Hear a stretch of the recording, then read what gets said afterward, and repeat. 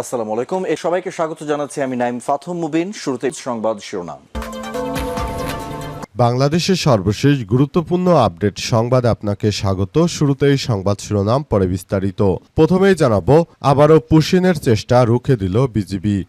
লালমনিরহাটের পাটগ্রাম উপজেলার বুড়িমারি ইউনিয়নের ১৬ঘরিয়া সীমান্ত দিয়ে ৩ ভারতীয় নাগরিককে বাংলাদেশের অভ্যন্তরে ঠেলে পাঠানোর চেষ্টা করে বিএসএফ। এরপরে বিজিবির বাধায় সেটি ব্যর্থ হয়ে পিছু হটে বিএসএফের সদস্যরা। আজ উপজেলার বুড়িমারি ইউনিয়নের মদিরবাড়ি এলাকায় ১৬ঘরিয়া সীমান্তের ধবলসতী বিওপির আওতাধীন সীমান্ত মেইন পিলার ৮৩৩-এর 9S মাঝামাঝি স্থানে এমন ঘটনা ঘটে। এই ঘটনায় কঠোর প্রতিবাদ জানিয়েছে বিজিবি এবং স্থানীয়রা। এদিকে বন্যা কবলিত অঞ্চলে জরুরি অবস্থা ঘোষণা দাবি খেলাফত মজলিসের। ভারী বর্ষণ আর পাহাড়ি ঢলে বৃহত্তর চট্টগ্রাম সহ দেশের বিভিন্ন অঞ্চলে আকস্মিকভাবে প্লাবিত হয় বন্যা কবলিত স্থানে জরুরি অবস্থা ঘোষণা করে তাৎক্ষণিক উদ্ধার ও ত্রাণ তৎপরতা পুনর্বাসন কার্যক্রম জোরদারে সরকারের প্রতি দাবি জানিয়েছে খেলাফতে মজলিস। এরপর জানাবো, বিস্তীর্ণ এলাকা ডুবে আছে পানির নিচে। কক্সবাজারে বন্যায় ২৪ জনের প্রাণহানি। টানা ভারী বৃষ্টিপাত এবং পাহাড়ি ঢলে কক্সবাজারে চকরিয়া, পেকুয়া এবং মাতামুহুরী উপজেলাসহ জেলার বিস্তীর্ণ এলাকা এখনও পানির নিচে তলিয়ে আছে। কোথাও কোথাও কোমর পরিমাণ পানি ঢুকে গেছে বাড়িঘরে। যদিও শুক্রবার সকাল থেকে বৃষ্টিপাত কিছুটা কমে এসেছে, তবে বৃষ্টি কমলেও জেলার বিস্তীর্ণ এলাকার ৫ লাখের বেশি মানুষ পানিবন্দী হয়ে আছে। এবারে জানাবো, দেশজুড়ে আরও ৪৮ ঘন্টা বৃষ্টিপাত অব্যাহত থাকবে। নিম্নচাপ ও সক্রিয় মৌসুমি বায়ুর প্রভাবে দেশজুড়ে টানা বৃষ্টিপাত আরও অন্তত ১ থেকে ২ দিন অব্যাহত থাকতে পারে বলে জানিয়েছে আবহাওয়া অধিদপ্তর। একই সঙ্গে আগামী ২৪ ঘন্টায় দেশের মোট ৮ বিভাগে ভারী থেকে অতি ভারী বৃষ্টিপাতের পূর্বাভাস দেওয়া হয়েছে। এবং সর্বশেষ জানাবো, অর্থ সংকটে লেখাপড়া বন্ধ জুলাই শহীদ জালালের ছেলের। বাজার নিয়ে আর কোনোদিনই ফিরে আসবে না বাবা, তা জুলাই শহীদ মোহাম্মদ জালাল উদ্দিনের শিশু সন্তানরা বুঝতে পেরেছে। তবে তার চলে যাওয়ার ২ বছর পর বাবার আসার পথে বসে থাকে সিজান এবং শিয়াব। শহীদ জালালের পরিবার সূত্র থেকে জানা গেছে, ২০২৪ সালের ২০ জুলাই বৈষম্যবিরোধী ছাত্র আন্দোলনের সময় তৎকালীন সরকারের জারি করা সন্ধ্যা আইন চলাকালে বাজার করতে গিয়ে ঢাকার মানিকনগর বিশ্ব রোডে পুলিশের গুলিতে প্রাণ হারান ক্ষুদ্র ব্যবসায়ী জালাল উদ্দিন। প্রিয় দর্শক, এতক্ষণ শুনছিলেন সংবাদ শিরোনাম, এবারে বিস্তারিত। তবে তার আগে বন্ধুরা, অনুরোধ থাকবে এই সংবাদটিতে একটি লাইক দিন।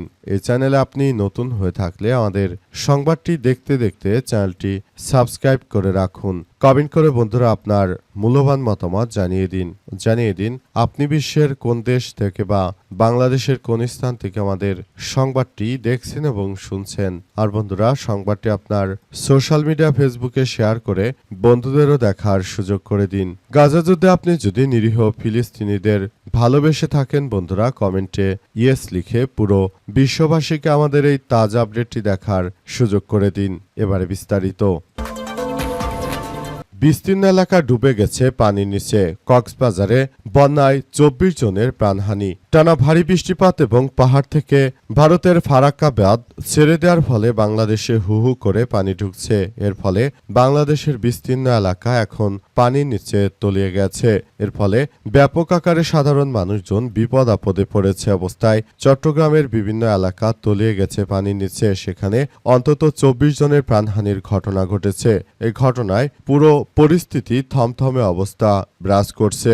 বিষয়গুলো নিয়ে সবাই খুব বেশি চিন্তার মধ্যে পড়ে গেছে, কারণ ভারতের হিন্দুত্ববাদীরা তারা বর্ষার মৌসুমে যখন এমনিতেই অতিরিক্ত বৃষ্টিপাত হয় তখন ভারত থেকে পানি ছেড়ে দেওয়ার কারণে আসলে বাংলাদেশের এই নদ নদীগুলোর অবস্থা এভাবে খারাপ থেকে খারাপের দিকে চলে যাচ্ছে। সুতরাং বিষয়গুলো খুব গুরুত্ব সহকারে দেখভাল করা হচ্ছে, যাতে করে ভারতের এই হিন্দুত্ববাদীরা তারার পানি ছেড়ে বাংলাদেশকে তলিয়ে দিতে না পারে। সেজন্য ইতিমধ্যে বিষয়গুলো নিয়ে ব্যাপক সতর্ক অবস্থানে রয়েছে বাংলাদেশ। তারা যথাযথ ব্যবস্থা গ্রহণ করার মধ্য দিয়ে এগিয়ে যাচ্ছে এবং তারা জানিয়েছে যে কোনো মূল্যে এই ধরনের কার্যক্রম তারা নস্যাৎ করে দেবে, কারণ ভারতের স্বৈরাচারেরা তারা বাংলাদেশকে অস্থিতিশীল এবং বাংলাদেশের ক্ষতি সাধন করার জন্যই মূলত তারা এই ধরনের কার্যক্রম চালাচ্ছে। তারা এই ধরনের কার্যক্রম চালিয়ে পুরো দেশের অবস্থা খুব খারাপ করে দিচ্ছে।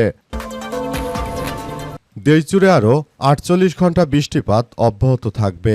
নিম্নচাপ ও সক্রিয় মৌসুমি বায়ুর প্রভাবে দেশজুড়ে টানা বৃষ্টিপাত আরও অন্তত 1 থেকে 2 দিন অব্যাহত থাকতে পারে বলে জানিয়েছে আবহাওয়া অধিদপ্তর। একই সঙ্গে আগামী 24 ঘন্টায় দেশের 8টি বিভাগে ভারী থেকে অতি ভারী বৃষ্টিপাতের পূর্বাভাস দেওয়া হয়েছে। আজ আবহাওয়া অধিদপ্তরের ভারী বৃষ্টিপাত সংক্রান্ত সতর্কবার্তায় তথ্য জানানো হয়েছে। সতর্কবার্তায় বলা হয়েছে যে আজ 10টা থেকে পরবর্তী 24 ঘন্টায় রংপুর, রাজশাহী, ময়মনসিংহ, ঢাকা, খুলনা, বরিশাল, চট্টগ্রাম ও সিলেট বিভাগের কোথাও কোথাও 44 থেকে 88 মিলিমিটার পর্যন্ত ভারী এবং 89 মিলিমিটার বা তার থেকে অতি ভারী বৃষ্টিপাত হতে পারে। আবহাওয়া অধিদপ্তর জানিয়েছে যে টানা ভারী বৃষ্টিপাতের কারণে ঢাকা, চট্টগ্রাম মহানগরের কোথাও কোথাও সাময়িক জলবদ্ধতা সৃষ্টি হতে পারে। পাশাপাশি চট্টগ্রাম বিভাগের পাহাড়ি এলাকায় ভূমিধসের ঝুঁকি থাকায় সংশ্লিষ্টদের সতর্ক থাকার আহ্বান জানানো হয়েছে। গত কয়েকদিনে টানা বর্ষণে দেশের বিভিন্ন এলাকায় বন্যা পরিস্থিতির সৃষ্টি হয়েছে। বিশেষ করে চট্টগ্রাম নগরী এবং আশপাশের নিম্নাঞ্চল 3 দিনের ভারী বৃষ্টিপাত জলবদ্ধ হয়ে পড়েছে। এই পরিস্থিতিতে প্রয়োজনীয় তাছাড়া সম্পূর্ণ এলাকায় চলাচল না করার জন্য পরামর্শ দিয়েছে আবহাওয়া অধিদপ্তর। আবারও পুশিনের চেষ্টা রুখে দিল বিজিবি। লালমনিরহাটে পাটগ্রাম উপজেলার বুড়িমারি ইউনিয়নের শোলঘরিয়া সীমান্ত দিয়ে 3 ভারতীয় নাগরিককে বাংলাদেশে ঠেলে পাঠানোর চেষ্টা করে ভারতের হিন্দুত্ববাদী বিএসএফের সদস্যরা, পরে বাংলাদেশের বিজিবির বাধায় তা ব্যর্থ হয়ে গেছে।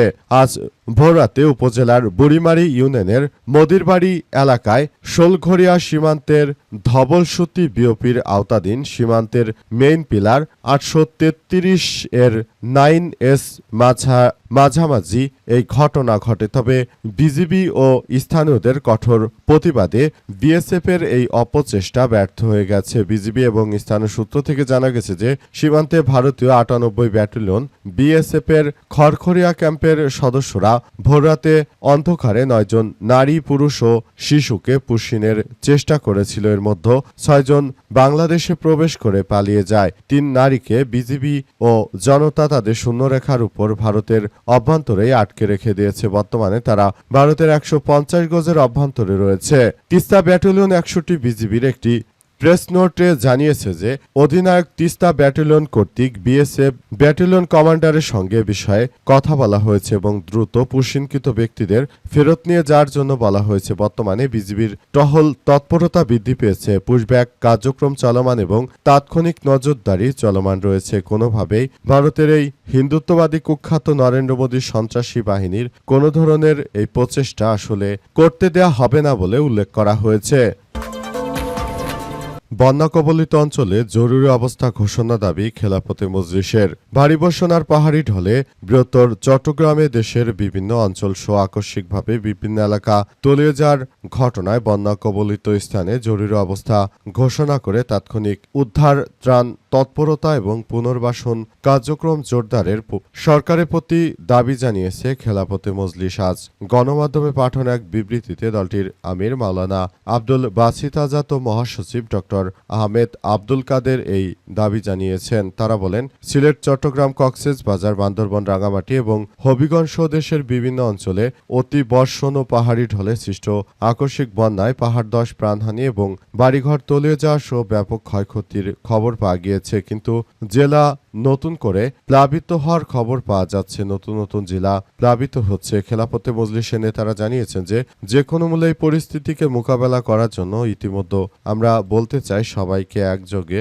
কার্যক্রম চালিয়ে যেতে হবে। আমরা এও বলতে চাই যদি বিষয়গুলো নিয়ে আসলে এখনই যথাযথভাবে কোনো পদক্ষেপ গ্রহণ করা না যায় তাহলে ভবিষ্যতে এই বন্যার পানি আরো বিস্তীর্ণ এলাকা আসলে নষ্ট করে দেবে। এ অবস্থায় শেষ পর্যন্ত পরিস্থিতি কোন দিকে যায় সেটি এখন পর্যন্ত বলা কঠিন বলে উল্লেখ করা হয়েছে।